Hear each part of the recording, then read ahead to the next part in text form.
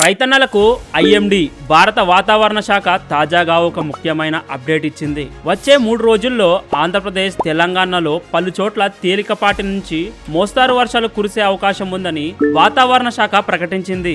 దీనితో పాటు ఉరుములు, మెరుపులు, ఈదురుగాలులు కూడా ఉంటాయని హెచ్చరించింది. శ్రీకాకుళం, విజయనగరం, విశాఖపట్నం, ఏలూరు, కృష్ణా, వైఎస్ఆర్ కడప జిల్లాలతో పాటు రాయలసీమలో కూడా వర్షాలు పడే అవకాశం ఉంది.